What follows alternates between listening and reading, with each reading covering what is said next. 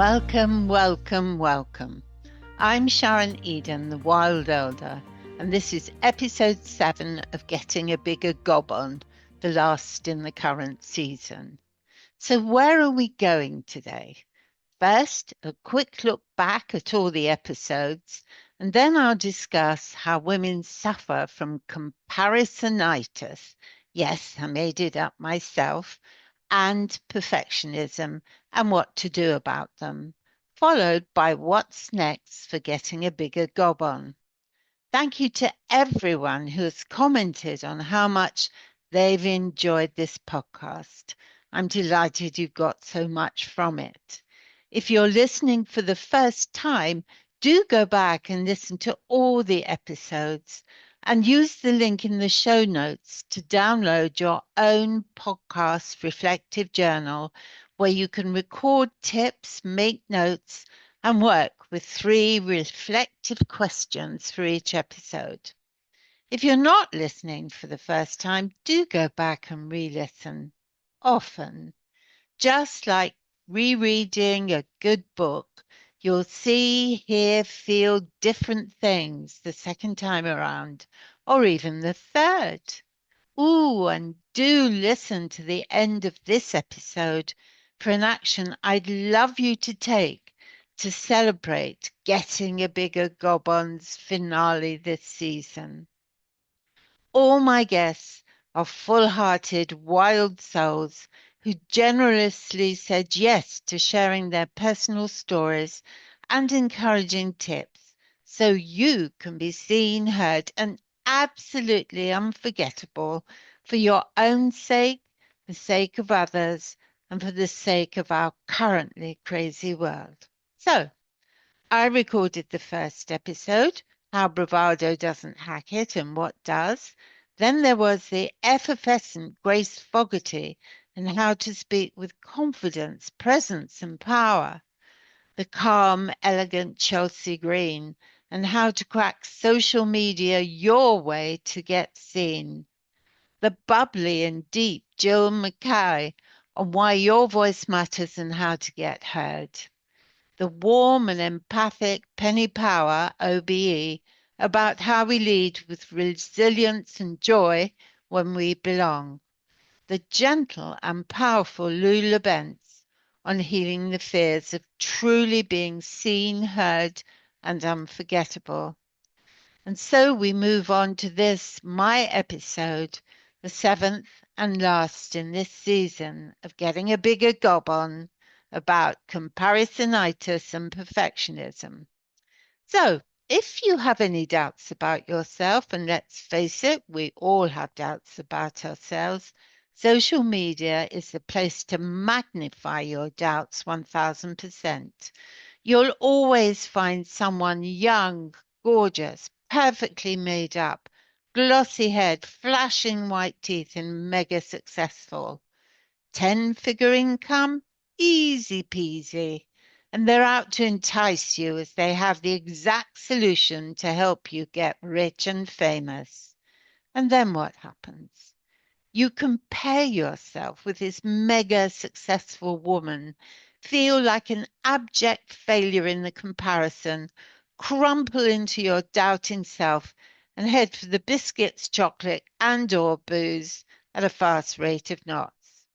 Okay, so I'm exaggerating a bit, but comparisonitis is an evil we women often fall prey to, and not just on social media. I won't go on about how the patriarchy claims biology conditions us to be competitive with each other in order to attract an alpha male and so obtain the best genes we can for our offspring, or how that extends into the corporate and business worlds. But maybe I will at some other time and some other place. Right now, let's return to the mega successful woman on social media because you'd be forgiven for thinking she's perfect and has it all. But she isn't, and she hasn't. Just like you, she will have stuff. And stuff is a handy nickname for all sorts of pains, problems, and challenges caused by your upbringing and life experiences. But yes, you yell, we've all got stuff, but not as awful as mine. Of course, you could be right, but I'd lay money on you being wrong. A wise old trainer once told me that if we all hung our problems on a washing line, at the end of the day, we'd all unpeg and take back our own problems rather than anyone else's. It's the same with stuff. However big or awful you think yours is, seeing other stuff can be a real shocker and makes you appreciate you're not as screwed up as you thought you were. So, where am I going with this? Oh, yes. Tip number one, give up comparisonitis for Lent, a month, a week, or a few days and see how much more peaceful you feel. And tip two is a simple yet powerful technique that will help you do exactly that. Whenever you have a negative, unproductive, or self critical thought, say to yourself in a hand up way, thank you so much for telling me that. And right now I am XYZ. And XYZ is what you're doing at the moment, like writing a report, peeling potatoes, talking with a friend, whatever it is. Say the sentence out loud for impact if you can, or inside your head if that's more appropriate. I'm sure you like to have your presence acknowledged. It's the same for our different personality parts too. So when you acknowledge the part of you that had a negative, unproductive, or self-critical thought, it goes, ooh, she heard me. And you'll notice a slight release of tension in your body. Plus, by saying what you're doing in that moment, the right now I am XYZ bit, you draw your attention to reality and away from the unproductive fantasy of your monkey mind thoughts.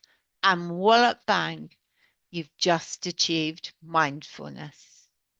Repeat, repeat, repeat, and you'll keep interrupting the redundant and unproductive thought patterns together with their neural counterparts until they eventually diminish and degrade. Plus, you built a new and more positive habit of being more present in reality instead of inside your head.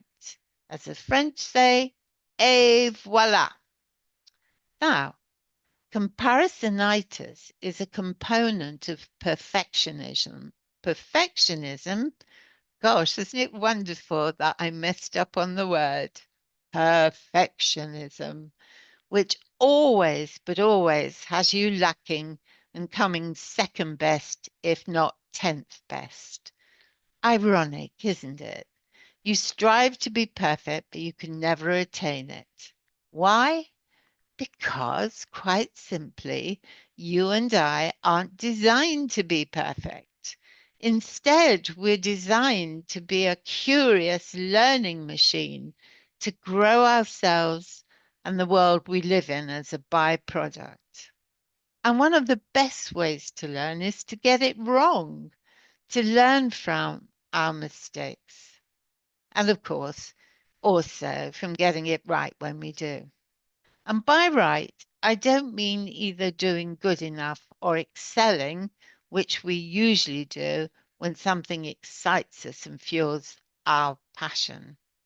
In fact, I did mean either doing good enough or excelling.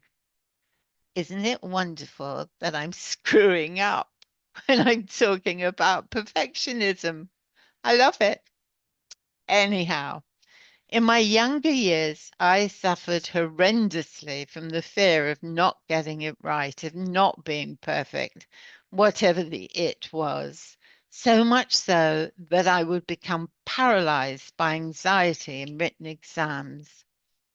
When I took my GCE A levels at 30, I became so anxious that I felt I was going to explode, and I just had to leave the exam room, having only answered one of three questions in part one of the psychology exam.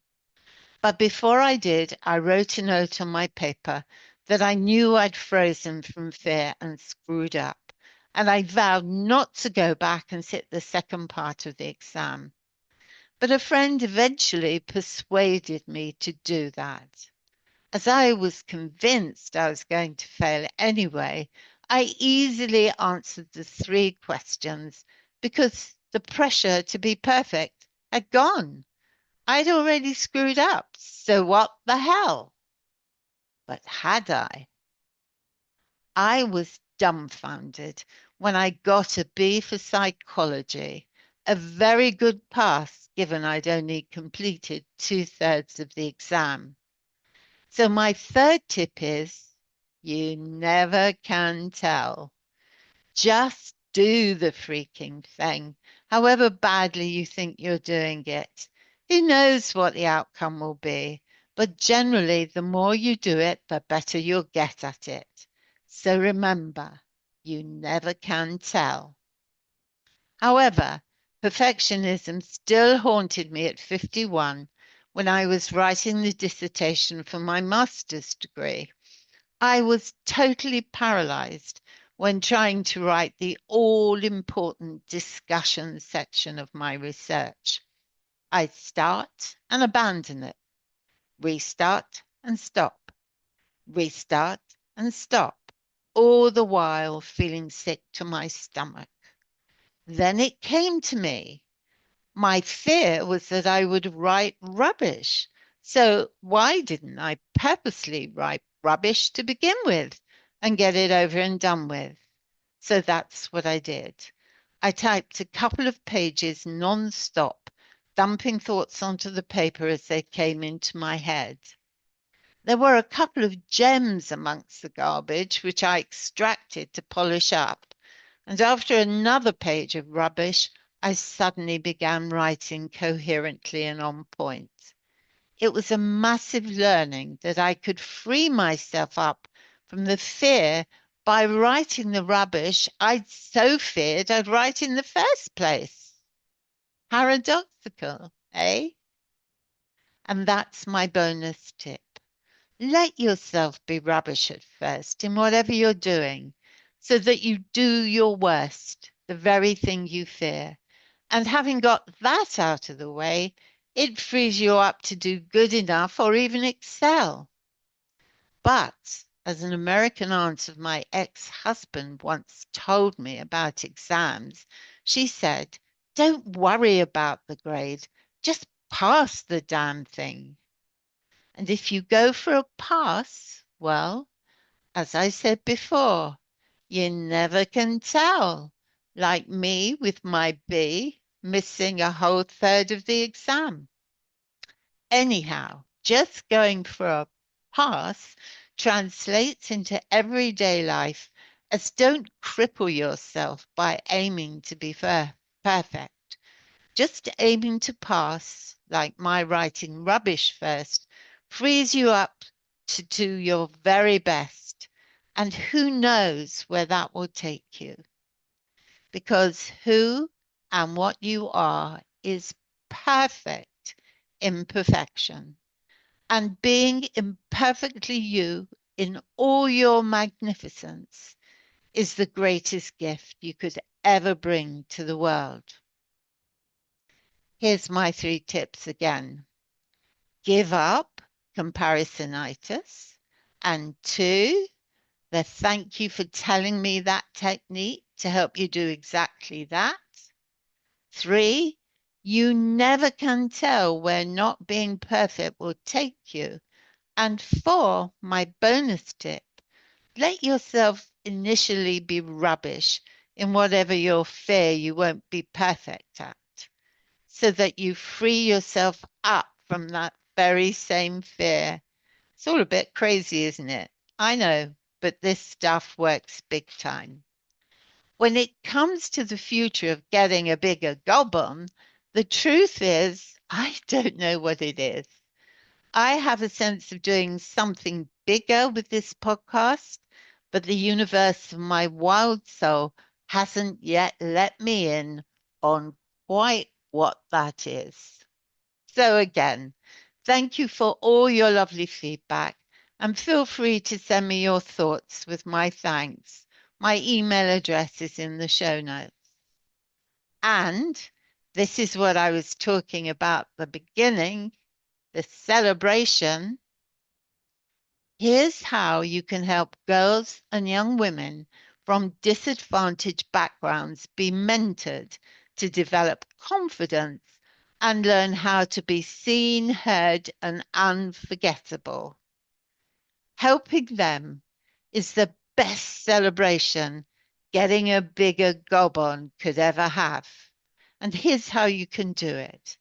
Just buy a copy of my #1 bestseller, Rediscovered, on Amazon from the 21st to the 23rd of July 2025, and I'll donate £1 for every copy sold, and that will go to the Girls Network, the charity who does that amazing mentoring to help those gorgeous young girls and women grow and show their magnificence.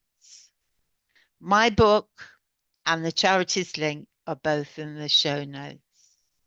So go click on Rediscover's link and help a disadvantaged girl or young woman step into her magnificence too by getting a bigger gob on.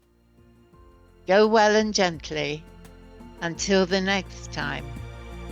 Bye-bye.